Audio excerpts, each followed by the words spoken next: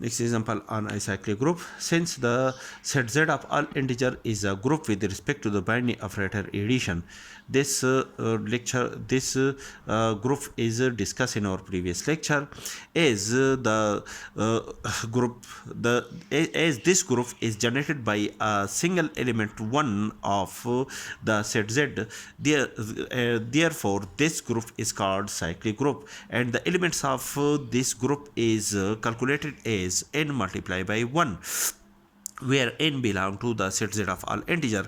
That is 1, when n is equal to 0, then 0 multiplied by 1 is equal to 0. When n is equal to 1, 1 multiplied by 1 is equal to 1. Minus 1 multiplied by 1 is equal to minus 1. When n is equal to 2, 2 multiplied by 1 is equal to 2. When n is equal to minus 2, minus 2 multiplied by 1 is equal to minus 2. When n is equal to 3, 3 multiplied by 1 is equal to 3. When n is equal to minus 3, minus 3 multiplied by 1 is equal to minus 3, and so on. These are the element of the group with respect to the binary operation addition.